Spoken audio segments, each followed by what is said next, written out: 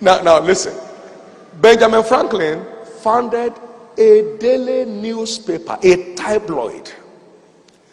Benjamin Franklin became one of the foremost American diplomats. He single-handedly negotiated the French government support for the revolution. I hope I'm speaking well in London. That was what empowered the American forces to win. Today, there's a Benjamin Franklin Day in America. There are only 365 or 360 days in a year. They gave a day to one man who died about 300 years ago.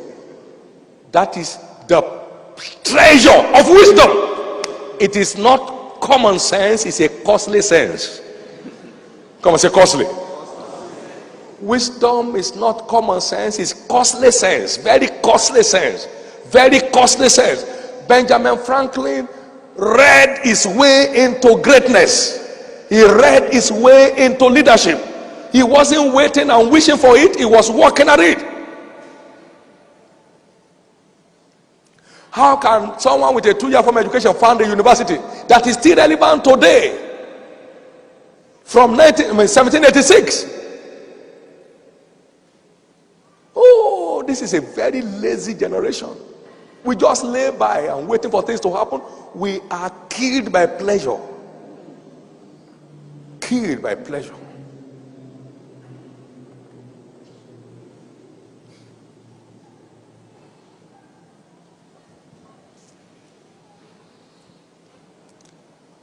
Think of Michael Faraday. How many have heard about Michael Faraday? Now I'm talking about these folks because they are believers.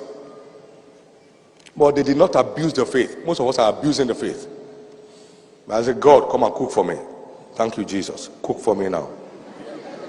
God, drive me to work. I don't feel like driving today.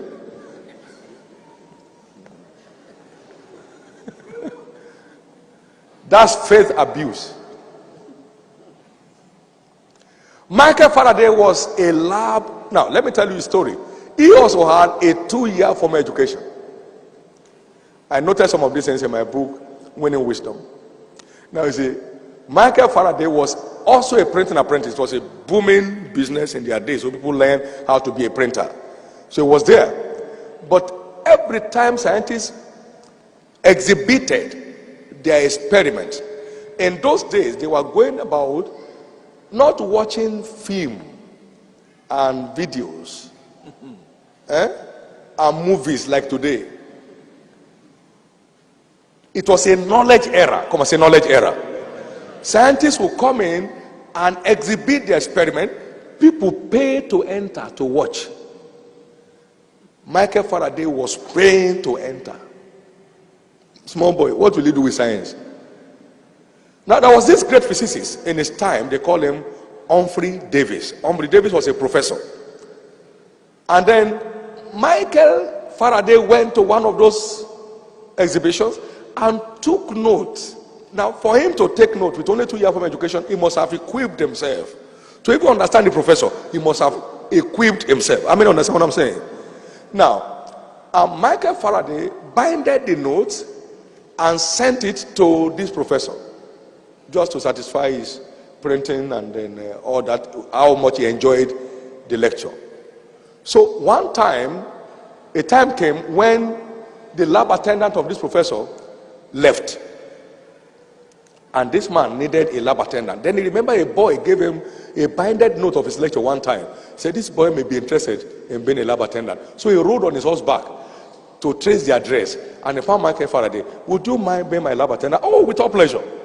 So Michael Faraday was a lab attendant who grew to become a world-class physicist. Now, listen to me. In his lifetime, Humphrey Davis began to be envious of the intellectual capacity of Michael Faraday. In fact, his biographer said he was reasoning more logically than Humphrey Davis. Well, to cut the long story short, you know the story if you're in the sciences, how great a name Michael Faraday made for himself in the field of science. Michael Faraday was not only a believer, he was also a preacher.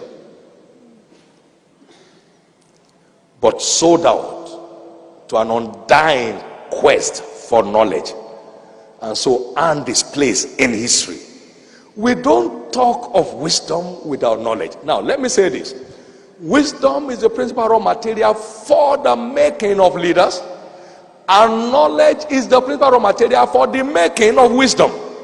So, leaders are made of applied knowledge. Come and say applied knowledge. Knowledge is not doing what you think.